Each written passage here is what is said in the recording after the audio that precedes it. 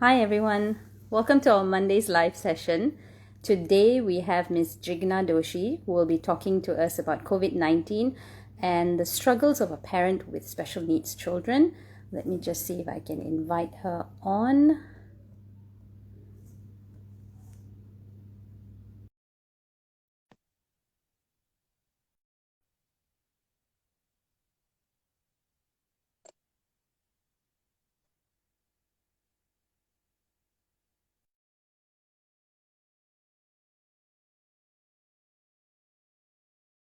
Come on live with us.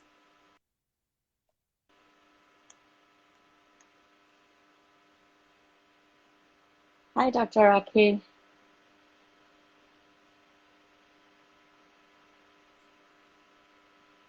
Hi, Hi, how are you? I'm good. Jigna, how are you? I'm good, thank you. Excellent. It's so nice seeing you after such a long time. Yeah, likewise. All right. I'm going to start off with maybe you would like to introduce yourself. I did mention that you're Jigna Doshi from Toddler Town, but maybe you'd like to tell us a little bit about yourself and where you come from. Sure. My name is Jigna Doshi. I operate Toddler Town International Preschool. We've got a couple of branches in KL. We are a fully inclusive preschool, and we're coming up with a primary inclusive preschool in January at TTDI as well. I also help operate other preschool brands in the city. Excellent, excellent. So I know to me, because my clinic is in Publica, the Toddler Town in Montclair is the one that's closest to That's us. right. Yeah. Yeah, yeah, that's excellent. So I'm gonna get right into it and ask you a couple of questions. If hmm anybody is on there following us, can just ask us any questions in the comment section, and we'll see if we can answer them as well. What would you advise parents who have children, mainly the younger children, and are having online classes that need supervision? So Um, parents who have one or more children, online yeah. classes, what would your advice be to them? Well, I hear that struggle a lot. I mean, even from our own parents, we do hear that they have a older child who needs help, a younger one who needs help. So what we usually tell them to do is try to empower the older child to work a bit more independently, take on more responsibility. At times like this, maybe give a bit more rewards so they will be a bit more responsible for their own lessons. And then parents can help their younger children without having to figure out how to balance the two with so much difficulty. Oh, that's interesting. I actually do that with my elder two as well. So my eldest helps a lot with my younger one, especially in terms of tech stuff and with online classes, and not so as easy as you just log into Zoom like how we Yeah, adults log into Zoom yeah, or WebEx or something. And for yeah, them, it's like you've got to use this platform, the Google Classroom, and yeah, so many platforms that I think I get confused at times, but that my elder one sort of gets it and she sort of teaches the younger one. So I think it also empowers her yeah, to know that yeah, I'm a big sister, and these are the responsibilities I can have as well. So I think that's a really yeah, good way of handling and trying to balance it out among the kids you have. Of course, if you only have one kid, then you yeah. still have to manage your way in. But it's a lot easier Then because it's just you and that one child. Versus if that's you have a right. few who are doing online classes, various Yeah, platforms, various computers or iPads, it's a lot more difficult. So, what yeah. is one of the most underrated parts of the pandemic and parents of young children? I'd say from all the conversations I've had with all my parents throughout this pandemic and since last year, I think one of the things parents are forgetting is self-care. There is absolutely no time for self-care. Parents are busy with work, which is endless because of online work from home.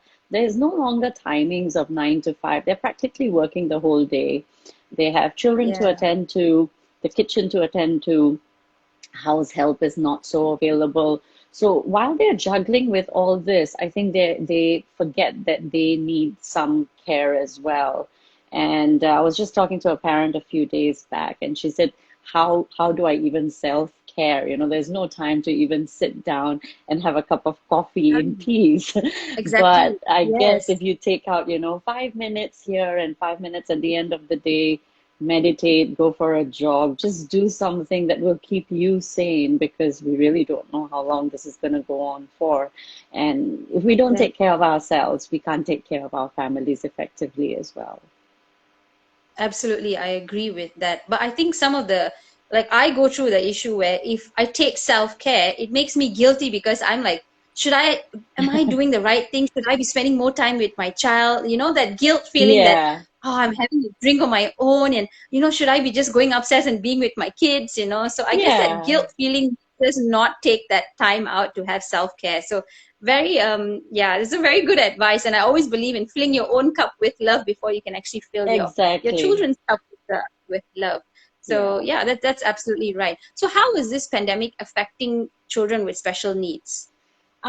So even to start with typical children, we hear of a lot of children who are going through phases where they get more angry, they're getting more frustrated, they don't know how to manage their emotions, they don't understand why they're cooped up in the house.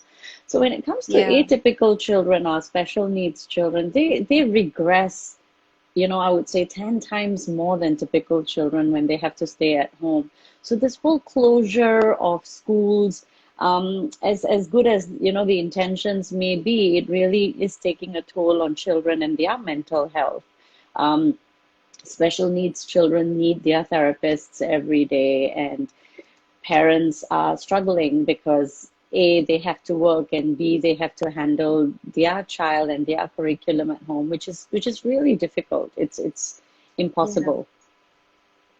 Absolutely. So how do you keep these children with special needs, because they can't benefit from online classes? So how do you keep these children busy? How do you make sure their time is well spent? Because they can't come to the centers, especially now during Yeah, MCOs. I'm sure in between the lockdowns, we could send them to centers, or they could yeah, go out at least to a park, or, rehab, or something. their therapies and all that, some Yeah, sort of therapy. But now they're just at home. What yeah. can they benefit? What can we do for them? We did switch to online classes, and you're right, a lot of them don't benefit completely from it. There are some Hmm. who do, and they sit through, they understand, they have help. Parents are taking out time, moving their meetings and sitting with them to help them. There are some who don't really benefit. So, what we are focusing on is shorter spurts of online lessons.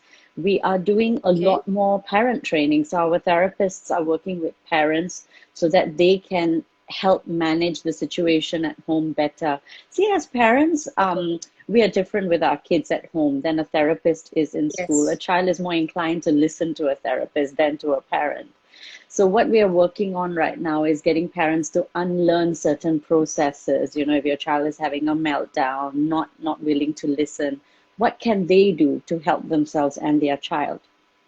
And with these Ah. parent trainings, we've gotten amazing feedback. Parents felt that, oh my God, my child didn't listen to me this last 3 years, but suddenly he's listening more because I'm using the right techniques. So then our online Yes. lessons are getting longer and longer, and they are benefiting.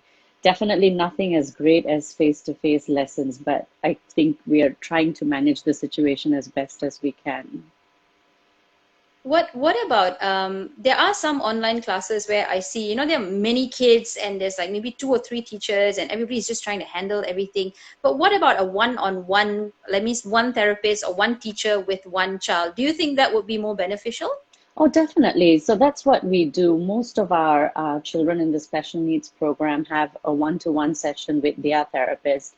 So that therapist knows Okay. them really well, knows the family, knows everything about their home life. And so they are able to better focus with that one child and less distractions. With more children, it's a bit more difficult. So how well do online classes work? Like, so in your opinion, like, do children can they actually, I mean, I have two kids who've been online classes for the past 1.5 years already. But do you think these children can actually sit through their classes, and, is everything really going in? And what are your thoughts on that? Actually, it was a huge learning process for us as well. When we started in March last year, we did not know what Zoom was, what anything was, right? A lot of our Yeah. teachers struggled with internet connection in their homes because they're living alone. They don't Yes. have good internet connection. So it took us two to Yeah. three weeks to sort out all of that. And then we realized that, online lessons are going to work really well if we focus on what the child how the child will learn. It's easy for teachers to feel, okay, I'm going to teach this way, and the children will need to listen to me. But what we ended Okay. up focusing was to see how a child would learn best. So we sandwiched a lot of academics with a lot of fun classes like STEAM and cooking and even messy play. We had messy play going on at home. We had Oh, we have really, really super supportive parents who actually take to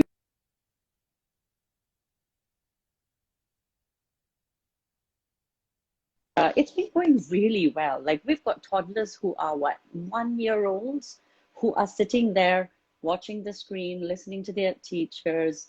We've got babies who are less than 1 year olds where we send home videos, and parents send us videos of their children reacting to seeing their teachers on the big screen, and they're really engaged. They're really nice. I didn't expect it to work this well. But apart from the yeah, social part where they can't see their friends, it's been going really well. yeah.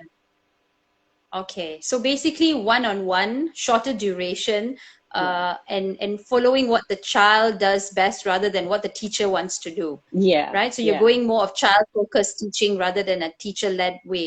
All That's right, right. that's interesting. So, what do you have any tips for parents with special needs children on how to cope?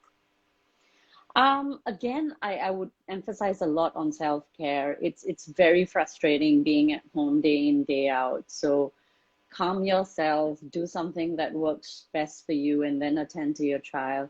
If their child has a therapist, work very closely with the therapist to see how they can help the parent at home. It's not only child and therapist, it's basically home and school. So if everyone works together on the same wavelength, it's going to be very beneficial for the child for sure. Absolutely, absolutely. I absolutely agree with that. One last question. Are all your trainers and are all your therapists and teachers all vaccinated yet?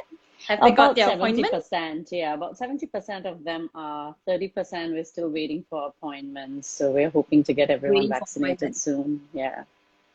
Yeah, so hopefully before the schools reopen, everybody will be vaccinated. So I that hope gives a little so. bit more, parents feel a little bit more safer because we know children with special needs are still on the higher risk of getting COVID. And if they do get COVID, they don't end up so well as the Right. other children. So yeah, we definitely want to have everybody as safe as possible. Yeah, Thank you for so sure. much, Jigna. I think you answered so many of my questions with regards to children with special needs. And if there is anything that you'd like, I mean, if anybody out there would like to ask us anything or would like to DM Ms. Jigna Doshi directly, look her up on Toddler Town, right? So Yeah. there's Toddler Town. You can look up on Instagram, and you have a website as well, right? Yes, we do. Yeah. Thank you. Yes. It Yeah. was So just really look it up. wonderful being here. And yeah, thank you so much. And I will see you soon, hopefully. Take Yes. care. Take care. Bye. Bye-bye.